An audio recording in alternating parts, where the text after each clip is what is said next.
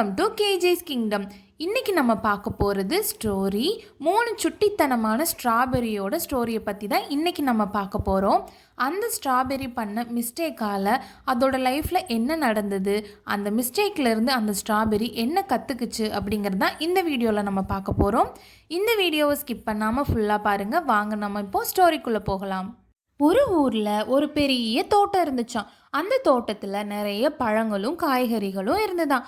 அந்த பழங்களும் காய்கறிகளும் ரொம்ப சந்தோஷமாக அவங்களோட வாழ்க்கையை வாழ்ந்துட்டு வந்தாங்களாம். வேறு எந்த தோட்டத்துலேயுமே இல்லாத மாதிரி இந்த தோட்டத்தில் நல்ல ரெட் கலரில் நிறைய ஸ்ட்ராபெரிஸும் இருந்துச்சாம்.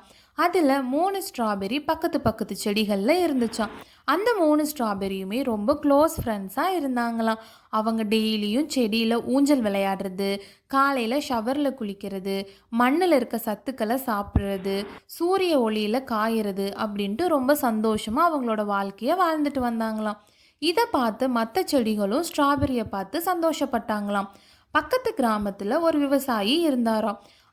அவரோட தோட்டத்தில் நிறைய பழங்களையும் காய்கறிகளையும் நிறைய மிருகங்களையும் வளர்த்துட்டு வந்தாராம். அவரோட தோட்டத்தில் ஸ்ட்ராபெரி வைக்கணும் அப்படிங்கிறது அவருக்கு ரொம்ப நாளாகவே ஆசையாக இருந்துச்சாம். ஆனால் அவருக்கு எங்கே தேடியுமே ஸ்ட்ராபெரி கிடைக்கவே இல்லையாம்.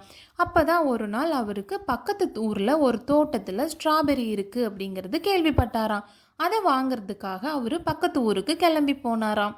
இதை கேள்விப்பட்ட ஸ்ட்ராபெரி, அச்சச்சோ இனியும் நம்ம செடியில் இருந்தோன்னா நம்மளை சாப்பிட்ருவாங்க, நம்ம தப்பிச்சு எங்கேயாவது போயிடலாம் அப்படின்னு சொல்லி செடியிலேருந்து குதித்து வேகமாக ரோடுகளை தாண்டி மலையை தாண்டி ஓடிச்சான்.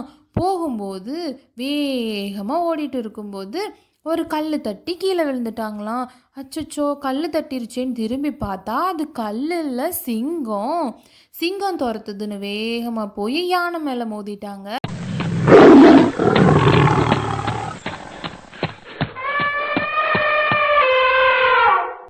யானையும் துரத்த சிங்கமும் துரத்த பாவம் அந்த ஸ்ட்ராபெரி வேகமாக ஓடி போய் ஒரு பள்ளத்தில் விழுந்துட்டாங்க. அதுலேருந்து எப்படி வெளியே வர்றது அப்படின்னு சொல்லிட்டு கஷ்டப்பட்டாங்களாம். மேலே எட்டி பார்த்தா ஒரு பக்கம் சிங்கம் ஒரு பக்கம் யானைன்னு அந்த ஸ்ட்ராபெரிங்க எல்லாமே பயந்து போச்சான்.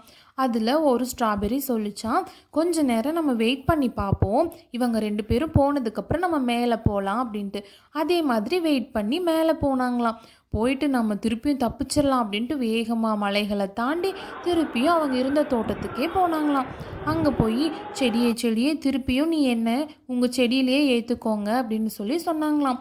ஒரு டைம் நீங்க செடியில இருந்து போயிட்டீங்க, திருப்பி உங்களை எங்களால ஏத்துக்கவே முடியாது. தோட்டத்திற்கு விவசாயி வந்தவர் அவருக்கு வேணுங்கிற பழங்களை பறிச்சுட்டும் விதைகளை எடுத்துட்டும் அவரோட தோட்டத்துல வைக்கிறதுக்காக அவர் எடுத்துட்டு போயிட்டாரு. நீங்களும் இங்க இருந்திருந்தீங்கன்னா ஒரு யாருக்காவது சாப்பிடுறதுக்காகவோ இல்ல விதைகளுக்காகவோ நீங்க கண்டிப்பா பயன்பட்டிருப்பீங்க.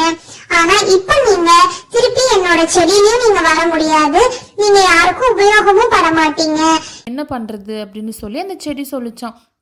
பாவம் அந்த ஸ்ட்ராபெரி ரொம்ப கவலையோட போய் ஓரமாக உட்காந்துருந்தாங்களாம்.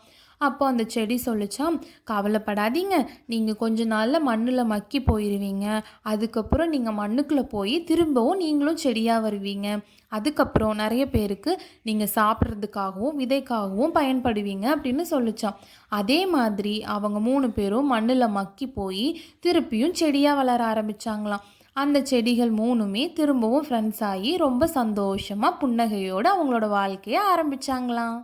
இந்த கதையிலேருந்து நம்ம தெரிஞ்சுக்கிட்ட கருத்து என்னன்னா, அவங்களுக்குன்னு ஒரு கடமை இருக்குது. அதுக்காக தான் இயற்கை நம்மளை படைக்குது.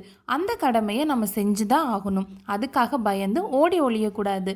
நம்ம தைரியமாக நம்ம வந்த கடமையை நம்ம செஞ்சு முடிக்கணும்.